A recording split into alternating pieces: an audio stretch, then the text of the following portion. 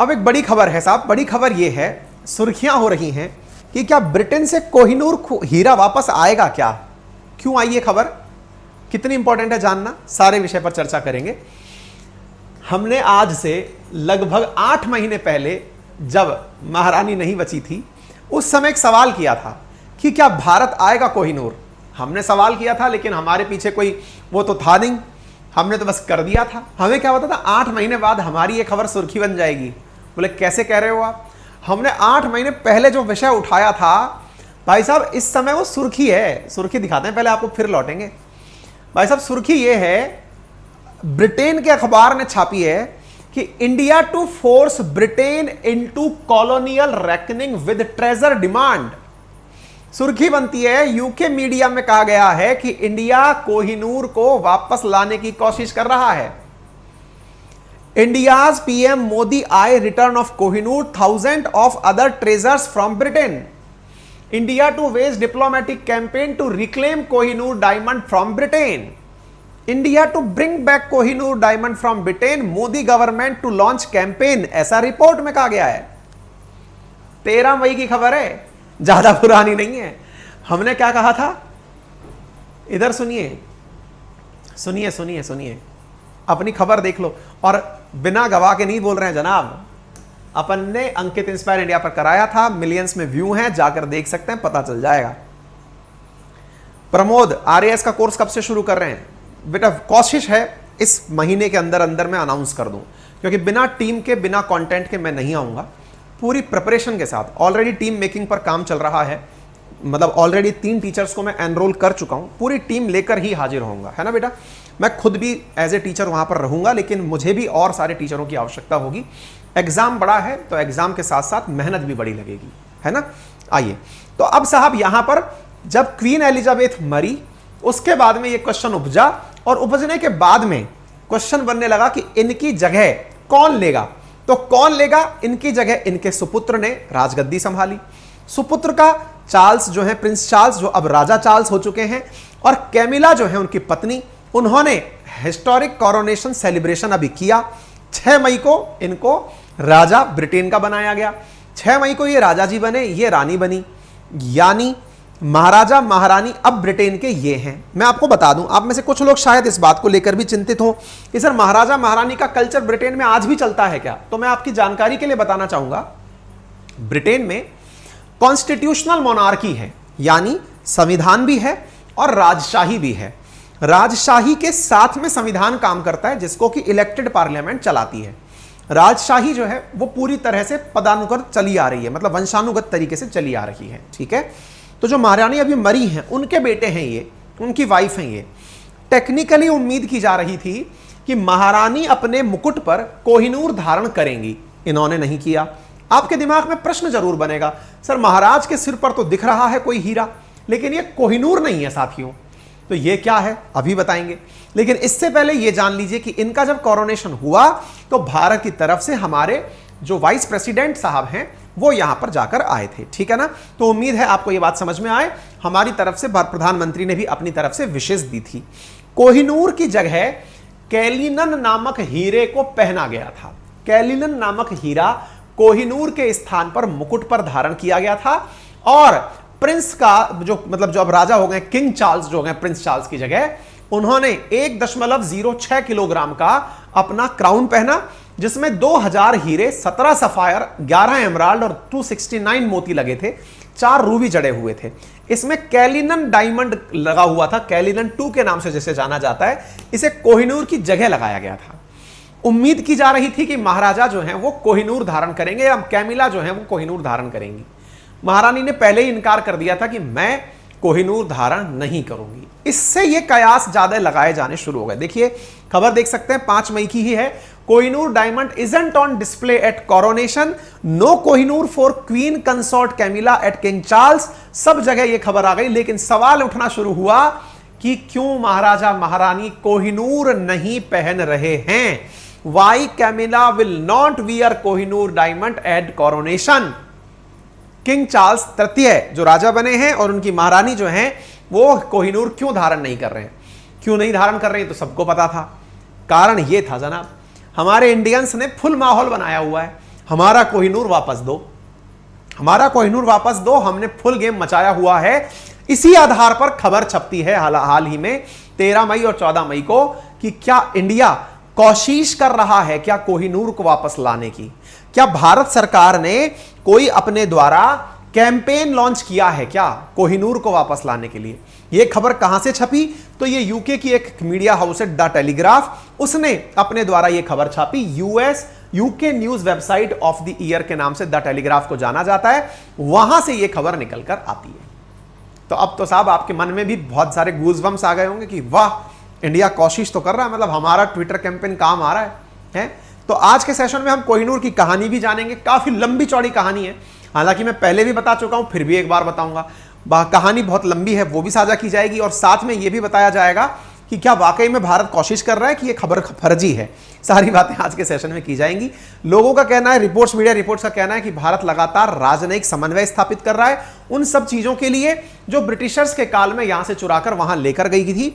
Archaeological survey of India निरंतर वहां पर अपडेट दे रहा है कि हमारी ये चीजें हैं जो आपके पास हैं, इन्हें लौटाने का कष्ट करें, जिनमें टीपू सुल्तान की ring, Benin bronze to Nigeria और ये एल्गिन मार्बल की आर्ट और ये सब चीजें जो उनके पास हैं, लॉर्ड हरिहरा, इनकी तस्वीरें, इन सबको मांगने का काम किया जा रहा है। अब तक 251 कलाकृतियां जो हैं वो भारत की तरफ आ चुकी हैं। उम्मीद की जा रही है कि आने वाले समय में और ज्यादा चीजें निकल कर आएंगी। साथियों, मैं जो भी पूरी कहानी आपको सुनाऊंगा कोहिनूर की, वो पूरी कहानी बीबीसी से हमने ली है। अगर आप चाहें तो बीबीसी से सुन सकते हैं, पढ़ सकते हैं। अगर आप मुझसे सुनना चाहते हैं तो मैं इसी चीज को पढ़कर सुनाऊंगा, है ना।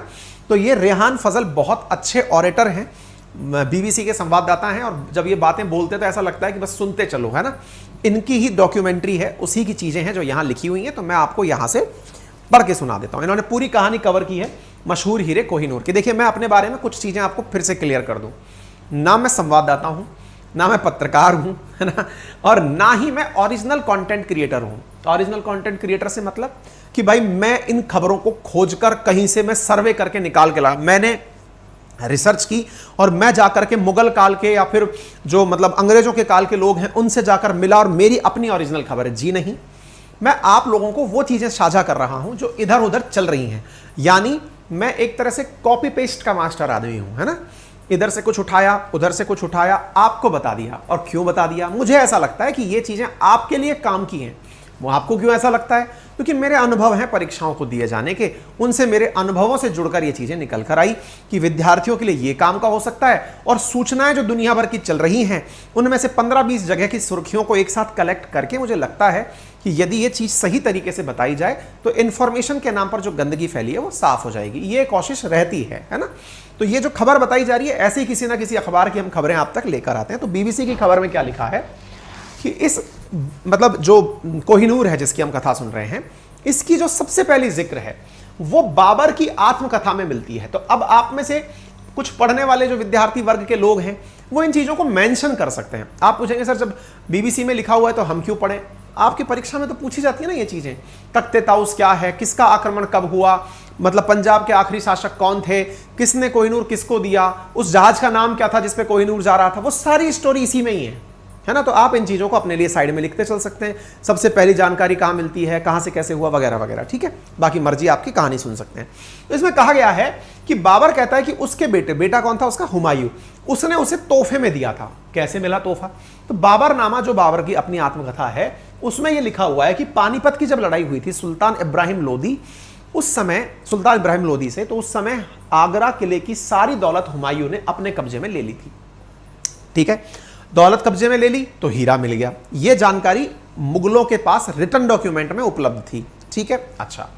इसके बाद में चमक बढ़ाने के लिए औरंगजेब ने इसे जौहरी को दिया था। चमक बढ़ाने के लिए हीरा था तो इसकी चमक बढ़ानी थी। भाई अद्वैत गजब, सुपर थैंक्स भेजो भैया, 1100 रुपए भेज दिए हैं। Let's gift it to British as however takes the Kohinoor the country falls शे Nadir Shah secondly if there will be lots of Kohinoor diamond.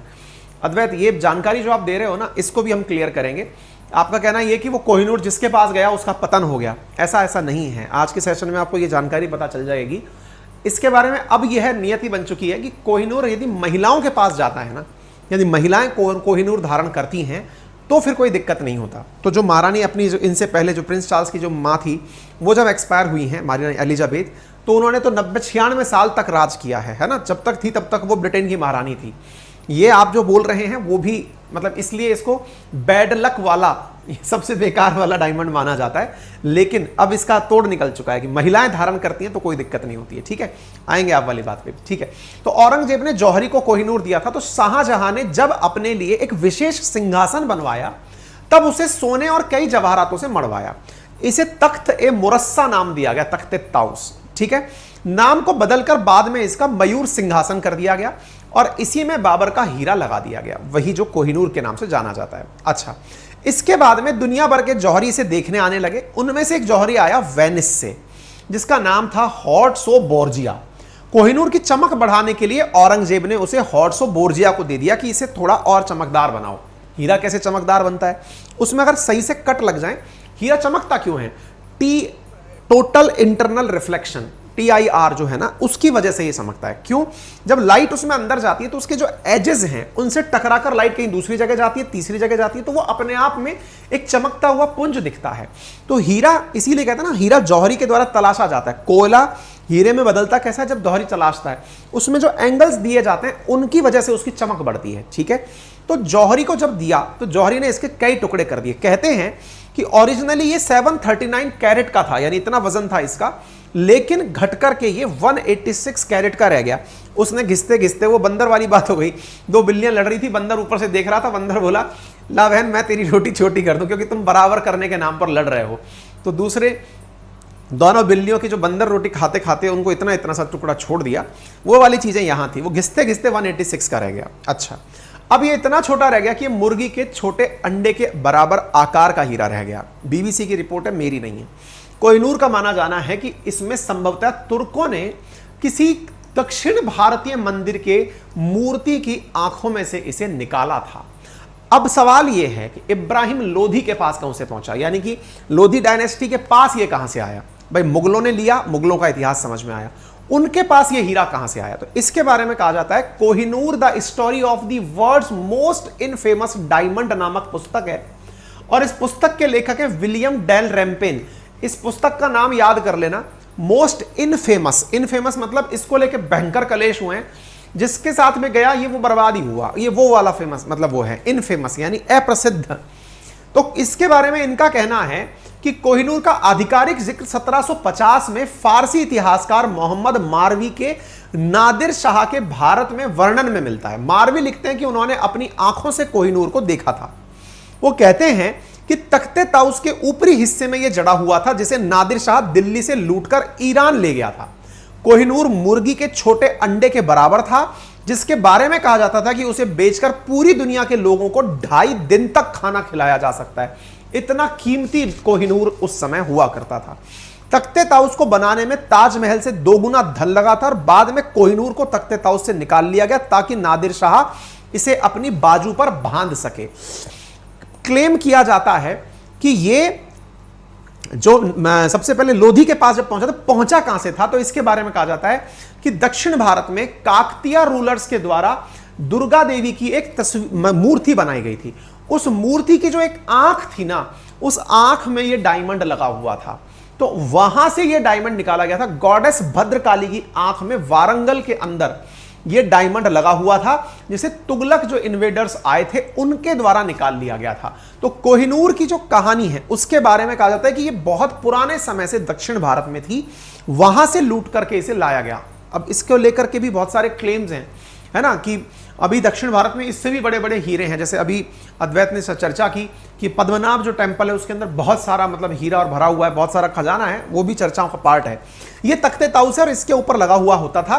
यहां से नादिर शाह ने इसको निकाल लिया और अपनी बाजू पर बांधना शुरू कर दिया। नादिर शाह के बारे में कहते हैं कि ये जब इंडिया आक्रमण करने आया तो ये इतना मतलब मुगल्स का पतन हो रहा था और नादिर शाह का आक्रमण हो रहा था। कहते हैं नादिर शाह इतना ज्यादा अमानवीय रूप से मतलब अत्याचार किया था इंडिया के ऊपर कि मुगलों ने जो अपने 250-300 सालों में जो संपत्ति कमाई थी ना, वो नादिर शाह मुश्किल से महीने 2 महीने के अंदर बांध करके ले गया। इतना खराब। अच्छा, इंडिया के ऊपर आक्रमण क्यों हुए, इसके ऊपर मैंने कई बार अपने विभिन्न सेशन में बताया है, कभी और भी इस बारे में जिक्र करेंगे। इंडिया के जो लोग हुआ करते थे ना, वो सिल्क रूट के माध्यम से व्यापार करने कुस्तुनतुनिया जाया करते थे, तुर्की, और वहां से यूरोप के लिए सामान बेचा करते थे, मसाले हुए, सिल्क हुए, कॉटन हुए, इन सब चीजों को। हम लोग बड़े व्यापारी हुआ करते थे, तो जो पैसे कमा के हम लाते थे, तो बीच में ये भिखारी जैसे लोग रहा करते थे, है ना। जैसे सामान कौन लूटते हैं? लुटेरे। तो लुटेरे क्यों लूटते हैं? क्योंकि उनके पास, उनको लगता है कि सामने वाला बहुत ज्यादा पैसा ले जा रहा है। तो लुटेरे हुआ करते थे उस रूट के अंदर, अफगान वाले, सीरिया वाले, तुर्की वाले, ये वो लोग हुआ करते थे। और ये अफगानिस्तान के साथ साथ जो ईरान वाले, तो ये लोग उस पैसे को कई बार तो रास्ते में लूट लेते थे। जब रास्ते में लूटने के बाद भी इनका घर नहीं चलता था, तो फिर ये उन व्यापारियों के घरों तक आ जाते थे। तो व्यापारी कौन हुआ करते थे? इंडिया वाले। तो इंडिया वालों के घर तक इसीलिए आक्रमण बार बार इंडिया में हुए, है ना, कि भाई ये लुटेरे ही थे असल में। तो ये लुटेरे इंडिया आते ही ये सोच करते कि ये लोग बड़े पैसे वाले हैं, ठीक है। तो ऐसे ही नादिर शाह इंडिया आया। उस समय दिल्ली का राजा हुआ करता था मुगल बादशाह मोहम्मद शाह रंगीला, और कहते हैं कि अपनी 1.5 लाख की सेना के साथ, मुगल की एक तरफ 10 लाख की सेना थी, 1.5 लाख की सेना को नादिर शाह ने 1.5 लाख की सेना से हरा दिया था। दिल्ली पहुंचने पर नादिर शाह ने ऐसा कत्लेआम कराया जिसका इतिहास में उदाहरण बहुत कम मिलता है। एक इतिहासकार हैं जिनका नाम है एच.एम. इलियट और जॉन डॉसन। उनकी किताब है the history of India's told by its on historians. मतलब भारत के इतिहासकारों ने जो बातें लिखी, उन बातों को इन भाई साहब ने अपनी किताब में लिख दिया। कॉपी पेस्ट के मास्टर थे ये भी। उन्होंने लिखा कि जैसे ही नादिर शाह की 40,000 सैनिक दिल्ली में घुसे, अनाज के दाम आसमान पर चले गए। जब नादिर शाह के सैनिकों ने मोलभाव करना चाहा, तो उनसे दुकानदारों ने झड़प शुरू कर दी और लोगों ने सैनिकों पर हमला करना शुरू कर दिया। दोपहर तक 900 फारसी सैनिक मारे जा चुके थे। तब तक नादिर शाह ने दिल्ली की आबादी का कत्लेआम का आदेश दे दिया। कत्लेआम सुबह 9 बजे शुरू हुआ। सबसे ज्यादा लोग लाल किला, जामा मस्जिद, दरीबा और चांदनी चौक के आसपास के इलाकों में मारे गए। लगभग 30,000 लोग नादिर शाह के द्वारा मारे गए। एक और इतिहासकार हैं जिनका नाम है विलियम फ्लोर। उन्होंने अपनी पुस्तक new fact of Nadir Shah India's campaign में लिखा है कि मोहम्मद शाह रंगीला जो थे, उनके सेनापति थे निजामुल मुल्क। वो बिना पगड़ी के सामने नादिर शाह के सामने प्रस्तुत हुए और कहने लगे कि अब आप जनता पर अति करना बंद करें, आपको जो पनिशमेंट देना है मुझे दे दें। उन्होंने दोनों हाथ अपने पीछे करके, पगड़ी से हाथ उनके बांधे हुए थे, और वो बैठ करके बोले कि आप जनता को मत मारिए, मैं सेनापति हूं, मुझे मार दीजिए। नादिर शाह ने इस शर्त पर कत्लेआम रुकवाया कि उन्हें दिल्ली छोड़ने से पहले 100 करोड़ रुपए देने होंगे। तब जाकर नादिर शाह 100 करोड़ रुपए निजामुल मुल्क से लेता है। 100 करोड़ रुपए देते कहां से? तो दिल्ली की जनता से पैसे वसूले गए। और इस प्रकार से कहते हैं कि जो 348 साल में मुगलों ने दौलत कमाई थी, उसका मालिक कुछ ही क्षण के अंदर एक और व्यक्ति बनकर चला गया, और नादिर शाह यहां से संपत्ति लूटकर निकल पड़ा। कहते हैं कि साहब ये जो कोहिनूर था तख्ते ताउस पर लगा हुआ, वो ले ही जा रहा था। तो विलियम डॉलमपेन और अनीता आनंद कहती हैं कि जब इस चीज को ढूंढा जाता है तो पता चलता है कि मुगल रत्नों के विशेषज्ञों से बात करने पर राय मिलती है और जानकारी यह मिलती है कि दरबार की एक नर्तकी थी जिसका नाम था नूरबाई। उसने नादिर शाह से कहा कि मोहम्मद शाह ने अपनी पगड़ी में कोहिनूर को छुपा रखा है, क्योंकि इतना महंगा था ये, तो इसको छुपा करके अपने पास सुरक्षित रखने के लिए पगड़ी में बांध कर रख लिया। तो नादिर शाह को जब ये मुखबिरी लगी कि मोहम्मद शाह ने इसे छुपा रखा है, तो नादिर शाह मोहम्मद शाह से कहते हैं कि आप अपना पगड़ी एक्सचेंज कर लेते हैं, क्योंकि अब अपन फ्रेंड हो गए हैं, क्योंकि अब तो मैं यहां से जा रहा हूं। तो नादिर शाह ने उनकी वो पगड़ी दोस्ती के नाम पर एक्सचेंज करके वो पगड़ी भी अपने सर पर रख ली, और वहां से उस कोहिनूर को पगड़ी में छुपा हुआ ही लेकर निकल गए। ठीक है ना। तो हाथों में आ गया। इस प्रकार से कोहिनूर जो है वो नादिर शाह के नाम आ गया। इसका नाम कहते हैं कि इसलिए पड़ा, इसे जब पहली बार देखा गया था तो देखकर ऐसा लगा जैसे रोशनी का पहाड़ हो, इसलिए इसका नाम कोहिनूर पड़ा। दिल्ली की लूट में अफगानिस्तान तक ले जाने की पूरी कहानी थी, और उसमें कहा जाता है कि जब इसे ले जाया जा रहा था, तो जब नादिर शाह अपने देश इसको अफगानिस्तान ले जा रहा था, अब इसी कारण से अफगानिस्तान के अंदर भी इसकी मांग उठी। तालिबान फिलहाल ब्रिटेन से इसे मांग रहा है कि ये हमें दो, ठीक है ना। तो भाई साहब बात यह कि नादिर शाह ने अपने देश का जब रुख किया तो उसके साथ वो साथ में सारी चीजें ले जाने की तैयारी करने लगा। अपने साथ तख्ते ताउस, कोहिनूर, ये सब था। लूटे गए खजाने में 700 हाथी, 400 ऊंट, 17,000 घोड़े, इन सब पर लाद करके वो ईरान के लिए रवाना हुआ। बीच में चेनाब रिवर पड़ती है, सिंधु की सहायक नदी, इंडस की सहायक नदी, ठीक है। उसको लेकर के जब ये गुजर रहे थे तो हर सैनिक की तलाशी ली गई। तलाशी क्यों? कि बेटा हम तो ये माल ले जा रहे हैं, कि ऐसा तो नहीं सैनिकों ने भी अपनी जेबें भर रखी हों। सैनिकों को जब ये पता चला कि उनकी जेबों में माल है और वो चेकिंग के दौरान पता चल जाएगा, तो जमीन खोद खोद कर सैनिकों ने चेनाब के किनारे पर वो सारे जो जवाहरात थे वो दबा दिए। कुछ सैनिक नदी पार करते करते ही उस नदी में उन जवाहरातों को छोड़कर चले गए, ताकि भविष्य में जब कभी यहां आना होगा तो तलहटी में पड़े हुए जवाहरातों को ढूंढकर निकाल लिया जाएगा। ऐसा भी इतिहास के अंदर जानकारी मिलती है आलम आरा ए नादरी के अंदर, ठीक है। अच्छा, अब यहां तक कहानी हो गई। अब साहब नादिर शाह के पास भी लेकिन कोहिनूर बहुत ज्यादा दिनों तक नहीं रह पाया। उसकी हत्या के बाद यह हीरा अफगान के अंगरक्षक अहमद शाह अब्दाली के पास आ गया। अहमद शाह अब्दाली से होते हुए 1813 में ये महाराजा रणजीत सिंह जो पंजाब के राजा हुआ करते थे उनके पास में आ गया। महाराजा रणजीत सिंह के पास 1813 में कोहिनूर पहुंचता है और महाराजा रणजीत सिंह इसे हर दिवाली, दशहरे आदि के समय पर बाहों पर बांधकर, बाजू पर बांधकर निकलते थे। और जब कोई ब्रिटिश अफसर उनके दरबार में आता था तब उसे भी वो कोहिनूर दिखाते थे कि ये वो कोहिनूर है। अच्छा, इस तरह से जब भी वो कहीं जाते थे, चाहे मुल्तान जाएं, चाहे पेशावर जाएं, चाहे दूसरे देशों में जाएं। अब देखिए, ये मुल्तान हुआ, पेशावर हुआ, ये सभी शहर इस समय पाकिस्तान में हैं। तो होता यह था कि ये जब मुल्तान या पेशावर जाया करते थे तो भी अपने साथ में इन सब चीजों को साथ लेकर जाते थे। इस कारण से अब जो कोहिनूर की डिमांड उठती है उसमें पाकिस्तान भी क्लेम करता है कि कोहिनूर हमें मिलना चाहिए। लूट कर कौन ले गया था? नादिर शाह, अफगानिस्तान। तो अफगानिस्तान वाले डिमांड करते हैं। रणजीत सिंह जो थे वो पाकिस्तान में थे, वो डिमांड करते हैं कि साहब ये हमारे पास होना चाहिए, ठीक है। इंडिया डिमांड करता है क्योंकि गया तो यहीं से ही था। तो इस तरह से सभी लोग इसकी डिमांड कर रहे हैं। अब कैसे आया? अंग्रेजों के पास फिर कैसे पहुंचा? तो फिर होती है अंग्रेजों की और सिखों की लड़ाई, एंग्लो सिख वॉर। जब आप हिस्ट्री पढ़ेंगे तो ये बारे में जानेंगे। 1839 में रणजीत सिंह जी की मृत्यु हो जाती है।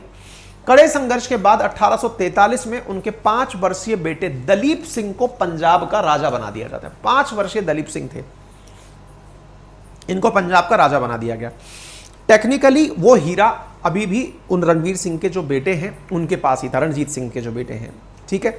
5 वर्षीय जब दलीप सिंह को जब राजा बनाया गया तो दूसरे एंग्लो सिख युद्ध में अंग्रेजों की जीत होती है और उनके साम्राज्य और कोहिनूर पर अंग्रेजों का कब्जा हो जाता है।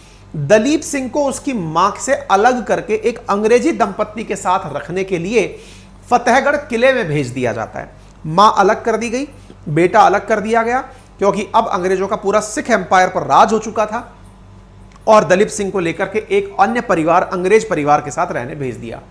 लॉर्ड डलहौजी खुद कोहिनूर लेने के लिए फिर लाहौर आए और यहां पर उन्होंने तोशखाना बोले तो गिफ्ट रूम में रखे हुए इस हीरे को निकलवाकर डलहौजी के हाथ में रखा गया। उस समय इसका वजन 190.3 कैरेट था। लॉर्ड डलहौजी ने कोहिनूर को पानी के जहाज, ये कई बार क्वेश्चन पूछा जाता है, मेडिया है ना, गांधी जी किस जहाज से इंडिया आए ये सवाल पूछा जाता है, कोहिनूर किससे गया वो सवाल पूछा जाता है। मेडिया के रास्ते महारानी विक्टोरिया के पास इस जहाज को पानी के जहाज के माध्यम से इंग्लैंड भेजा गया। कहते हैं कि जब मेडिया पानी में जा रहा था, ये इतना मतलब famous story of most infamous diamond क्यों कहा गया इसे? क्योंकि ये जब जहां जहां रहा इसने इतने संकट देखे हैं या फिर इसकी वजह से इतने संकट आए हैं। फिर क्या हुआ?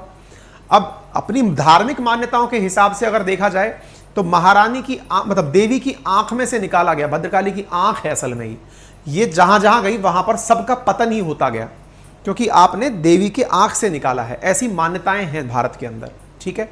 अब ऐसी स्थिति में जब इसे मेडिया जहाज पर रखकर भेजा गया तो मेडिया जहाज से जाते समय उस जहाज के ऊपर इतना तेज तूफान आया कि वो जहाज के 2 टुकड़े होते होते बचे।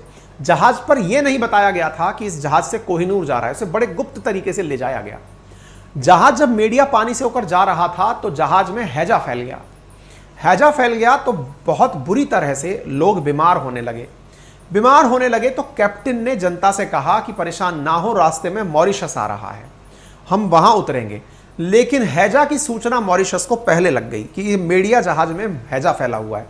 मॉरिशस ने अपने द्वारा बंदूकें तैनात कर दी जहाज के ऊपर कि अगर बेटा तुम यहां रुक गए गोली से उड़ा देंगे। तो मेडिया मॉरिशस में रुक नहीं पाया। मेडिया समुद्र के रास्ते फिर इंग्लैंड पहुंचता है। इंग्लैंड में लोगों को यह बता दिया गया था कि मेडिया में कोहिनूर आ रहा है। देखने के लिए भयंकर भीड़ उमड़ती है और तब तक पहली बार यह जाकर पता चलता है कि हाँ भाई, कोहिनूर जो है वो इंग्लैंड पहुंचा है। बड़ी मात्रा में लोग देखने के लिए इसे सड़कों पर एकत्रित होते हैं। आप तस्वीरें देख सकते हैं इसे, मतलब बहुत ही तरीके से वहां ले जाया गया था। ठीक है, अच्छा, तो मीडिया हो गया। मीडिया के बाद में आप जो ये देख रहे हैं कोहिनूर ले जाने वाले जहां, इसके ऊपर इसकी भी कहानी लिखी गई है, उस पर सब बातें लिखी हुई है। ठीक है, अच्छा, लंदन में इस कोहिनूर का गजब का स्वागत किया गया। मतलब इसके स्वागत में बड़ी मात्रा में भीड़ यहां पर एकत्रित होती है। लंदन के अंदर इसकी नुमाइश लगाई जाती है और इसको इस तरह से प्रेजेंट किया जाता है कि देखो अंग्रेजी सेना कितनी कामयाब हो गई है। पूर्वी, मतलब इसको ईस्ट कहा जाता था, ईस्ट इंडिया वाले क्षेत्र में, यहां पर यह सेना जाकर के इस तरह की कार्रवाई कर रही है कि वहां के आन बान शान कोहिनूर को ले आई है। ठीक है, तो उस तरह से कहते हैं कि वहां पर द टाइम्स में लिखी खबर के अनुसार लोगों ने इसका जमावड़ा ऐसे कभी पहले नहीं देखा था। लेकिन जब प्रदर्शनी शुरू हुई तो वहां बूंदाबांदी हो रही थी। अंदर घुसने में घंटों लाइनों का इंतजार करना पड़ रहा था। हीरा पूरब में, यानी ईस्ट में, इंडिया ईस्ट में आता है ब्रिटेन की तुलना में, तो उसकी ताकत का प्रतीक बन गया। और इस प्रकार से यहां पर आप देख सकते हैं जनता इसे देखने आई। फिर क्या हुआ, अब दलीप सिंह जो 5 साल के थे, धीरे धीरे ये बड़े होने लगे। एक बार दलीप सिंह जो है महारानी विक्टोरिया से मिलने गए। विक्टोरिया से मिलने गए, दलीप सिंह को कुछ भी नहीं पता था कि पुराना इतिहास क्या है। 5 साल के बच्चे को क्या याद होता है कि क्या कहानी है इसकी।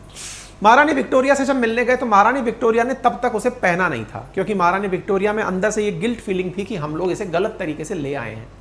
दलीप सिंह को महारानी विक्टोरिया अपना ब्रीफकेस खोलकर दिखाती हैं कि देखिए ये हीरा है जो आपकी तरफ से हमें दिया गया था। दलीप सिंह इस बात से खुश होते हैं कि देखिए मेरी कितनी केयर की है इन लोगों ने। इससे दलीप सिंह खुश होकर के महारानी से कहते हैं कि आप इसे मेरी तरफ से भेंट के रूप में ही स्वीकार कर लीजिए। ऐसा करके विक्टोरिया को वापस से दलीप सिंह ने कहा कि ऑफिशियली वो हीरा विक्टोरिया को दे दिया। उसके बाद दलीप सिंह निकलकर अपनी मां से मिलने आते हैं। उन्होंने अपनी इच्छा जाहिर की कि मैं अपनी मां से मिलना चाहता हूं। जब अपनी मां से मिलने आते हैं तो उस समय उनकी मां जो है वो अंधी हो चुकी होती हैं। अब उनकी मां से जब वो मिलने आते हैं और अपनी मां से मिलने के लिए जब वो पहुंचते हैं तो उनकी मां को यह पता चलता है कि दलीप सिंह आए हैं। मां, जिनका नाम जिंदन कौर था, वो दलीप सिंह से मिलने आती हैं।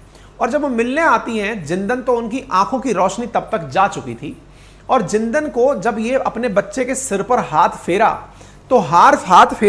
तो ये पता चला कि उन्होंने सिर पर पग नहीं रखी हुई है। सिखों का जो सम्मान होता है पग, वो दलीप सिंह के सर पर नहीं था। इससे जिंदन सिंह बहुत नाराज हुई, जोर जोर से चिल्लाने लगी, जो बोले सो निहाल, सत श्री अकाल। इससे वो कुछ सिख सैनिक थे जो वहां से लौट कर आए हुए थे ओपियम वॉर से, जो अंग्रेजों के द्वारा चीन के साथ लड़ा जा रहा था। वो जो सिख सैनिक थे वो भी वहां एकत्रित हो गए कि बोले हाँ ये तो गड़बड़ है साहब, इन्होंने, हमारा अंतिम शासक यही थे और इन्होंने पग धारण नहीं कर रखी है। इस चीज से दलीप सिंह को भी यह एहसास हुआ कि अंग्रेजों ने उनका ब्रेन वॉश कर दिया है। दलीप सिंह बगावती हो गए कि यार ये तो हमारे साथ चीटिंग कर दी अंग्रेजों ने।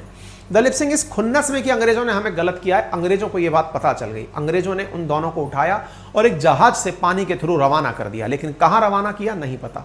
लेकिन एक दिन पेरिस के अंदर एक बहुत मामूली सी होटल में दलीप सिंह की लाश मिली। अर्थात दलीप सिंह पूरी तरह अनजाने में जिए और जब उन्हें पता चला कि ये पेरिस के अंदर वो एक होटल के अंदर मौत के रूप में प्राप्त हुए।